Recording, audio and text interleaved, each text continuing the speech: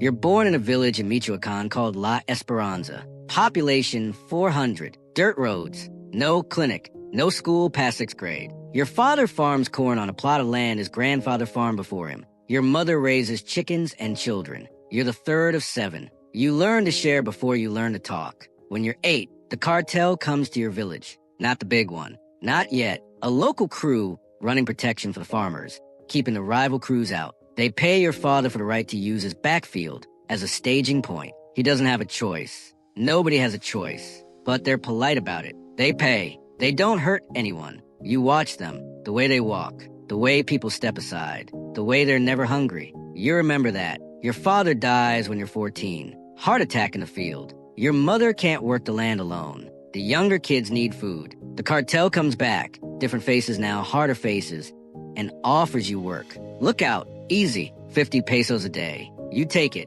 First year, you sit on a hill with a radio. Watch for soldiers. Watch for rivals. Report what you see. Nothing happens. You get paid. You bring money home. Your mother cries, but she takes it. When you're 16, they move you up. You're all cone now in a real tower. Real radio. Real responsibility. You learn the names. You learn the faces. You learn that the man who runs this operation, a guy they call El Prof because he used to be a teacher, remembers where you came from. He asks about your mother, your siblings. He sends extra food sometimes. You think he's a good man. You don't know yet that there are no good men. At 18, you're a soldier. They give you a rifle. They teach you to use it. You see your first dead body, a rival who came too close. You don't throw up. You don't sleep for 3 days. On the 4th day, you're back on the line. That's when you know you can do this. You're 22 when El Prof gets killed. Ambush on a highway. His second in command, a man named Vargas, takes over. Vargas is different, harder. No extra food for families. No questions about your mother. Just orders. You follow them. You don't have a choice. Nobody has a choice. But you remember how it used to be. You remember when the cartel was protection, not just extraction. You remember when they were the ones keeping the village safe, not the ones taking a cut of everything that moved. You keep your mouth shut. You do your job. You survive. 25 years old. You're a senior soldier now. Trusted. Proven. You've killed 9 men. You've lost count of how many you've beaten, threatened, intimidated. You send money home. Your youngest brother is in university. First in your family. You paid for that. Your mother tells everyone her son works in security. She's not wrong. Then it happens. A shipment goes missing. 200 kilos of meth headed for the border. Disappears somewhere between the lab and the transfer point. Someone on the inside. Someone with knowledge, access, trust. Vargas calls a meeting. All senior soldiers. 20 of you in a room with no windows. He says the missing shipment is a problem. He says the people above him are angry. He says someone is going to pay. He looks at you. He says your name. He says 3 witnesses saw you near the transfer point. He says your bank account shows deposits that don't match your salary. He says you've been talking to people from the rival crew. He says you're the leak. You say no. You say you've been loyal for 17 years. You say your brother is in university on your money. Your mother is alive because of you. Your whole family depends on you. You say you'd never. He says evidence doesn't lie. You ask to see the evidence. He says you don't get to ask. 2 men grab your arms. You don't fight. Fighting means guilty. You let them take you to a room and back. A room you stood outside of before.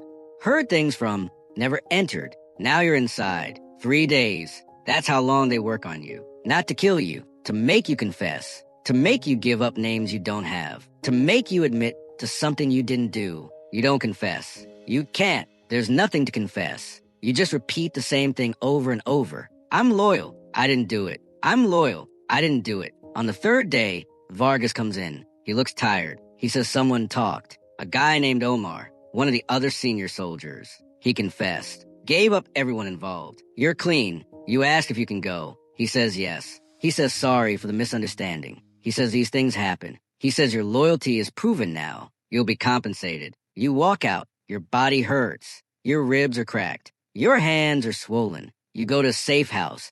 Sleep for 16 hours. Wake up and start planning. Not revenge. Not yet. First, you need to understand. Omar, you've known him for 8 years. Rode together. Ate together. He was at your birthday party last year. He gave your youngest brother a gift when he graduated high school. Why would he confess to something you did? Why would he name you? You find out slowly. Quietly. Friends who owe you favors. Contacts who remember. The truth comes in pieces. Omar didn't confess because he was guilty. He confessed because they had his daughter, 12 years old. They told him they'd give her back if he gave them a name. Any name, he gave them yours. The shipment? It wasn't stolen by anyone inside. It was a rival crew, tipped off by someone in logistics. The whole investigation was theater. Vargas needed a scapegoat to show his bosses he was in control. Omar was supposed to be the fall guy. Then they found out about his daughter and realized they could get two names for the price of one, a real traitor and a loyal soldier to blame it on. You were never the target.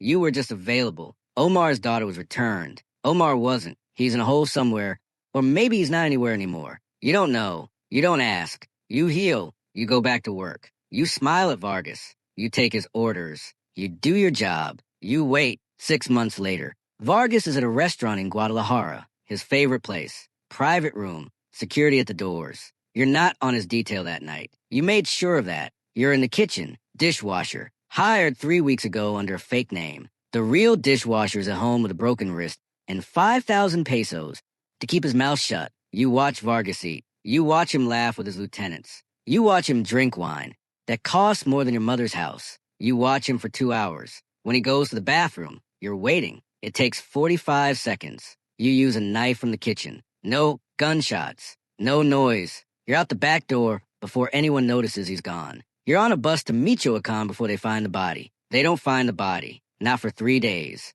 By then, you're back in La Esperanza, sitting at your mother's table, eating her beans and rice, watching her not ask questions. Vargas's death starts a war. His people blame another faction. That faction blames back. Shootouts in 4 cities. 43 dead in the first week. You read about it on a phone in your childhood bedroom. You feel nothing. Your brother graduates. You go to the ceremony. You sit in the back. He doesn't know what you do. He doesn't know what you paid for. He doesn't know about Vargas. He just knows his older brother made it possible. He gives a speech, first in his family. He thanks his mother, his teachers, his siblings. He doesn't mention you by name, but he looks at you when he says, "The ones who sacrificed so I could be here." You clap. You mean it. You go back to work. Different crew now, different region. You're older, wiser, quieter. You don't make friends. You don't trust anyone. You do your job and go home. 5 years pass. You're 37. Senior commander in your own right. You run a territory in Jalisco. You have men under you, money in accounts, houses in 3 states. You have a woman who shares your bed and doesn't ask questions. You have everything you thought you wanted. You also have a problem. His name is Luis, 19 years old, new soldier, eager, loyal, too loyal. He reminds you of yourself at that age, believing in the organization, believing in the family, believing that loyalty means something. One day, a shipment goes missing. Small one, nothing like before, but the bosses above you want answers. Someone has to pay. They look at Luis. New guy, easy target. They tell you to handle it. You say no. They ask what you mean. No, you say Luis is clean. You say you'll find a real leak. You say give me a week. They give you 3 days. You find a real leak. A guy in logistics with a gambling problem. He confesses. He names names. The case is closed. Luis is safe. That night, you drink alone in your house. You think about Vargas. You think about Omar. You think about a 12-year-old girl who spent 3 days waiting to see her father again. You think about how close you came to being the one giving the order instead of the one taking it. You could have let them take Luis. You could have protected yourself. You didn't. You don't know what that makes you. 10 years later, you're 52, retired. Sort of. You have a ranch in the countryside, far from the cities, far from the violence. You grow avocados. You sell them to a cooperative. You pay taxes. You have a wife, not the woman from before.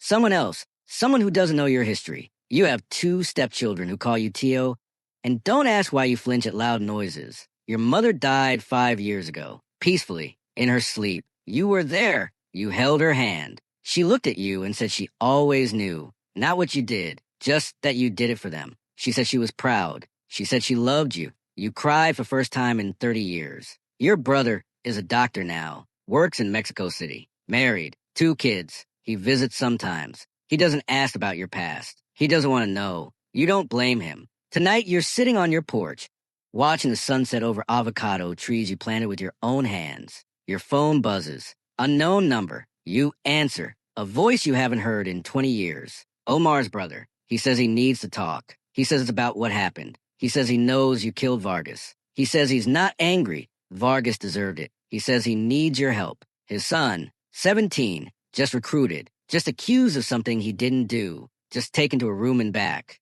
You hang up. You sit in the dark for an hour. You watch the stars come out. You think about a 12-year-old girl and a father who gave up his friend to save her. You think about a 19-year-old boy you saved because someone saved you once. You think about all the rooms you stood outside of, all the sounds you've heard, all the men who went in and didn't come out. You pick up the phone. You dial a number you swore you'd never call again. The voice on the other end says what? You say you need a favor. A boy in Michoacán, wrongly accused. You need him out. The voice asks why you care. You say, because someone did it for me once. By accident. But it still counts. Silence. Then a laugh. Then, okay, but you owe me. You hang up. You go inside. You tell your wife you have to go away for a few days. Business. She doesn't ask. She never asks. You drive through the night. 12 hours. You don't stop except for gas. You think about Luis. You think about Omar. You think about a 12-year-old girl who's 32 now. Probably married.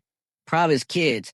Probably never thinks about the 3 days her father spent by her life with someone else's. You reach the town at dawn. You find Omar's brother. You wait together. At noon, a truck pulls up. A boy gets out. 17. Scared. Confused. His shirt is bloody, but he's alive. He looks at you like you're a ghost. You don't explain. You don't stay. You get back in your car and drive home. 12 hours. You don't stop. You don't sleep. You just drive. Your wife is awake when you get back. She doesn't ask where you went. She just makes you coffee and sits with you on the porch. You watch the sun come up over your avocado trees. Your hands are clean. For now, somewhere, a boy is hugging his father. Somewhere, a family is whole because you made a phone call. Somewhere, a man you used to be is still sitting in a room with cracked ribs, refusing to confess to something he didn't do. You're not that man anymore. You're not sure what you are, but you saved someone. You chose to, not because you had to, because you could. That's not enough. It's not nearly enough, but it's something.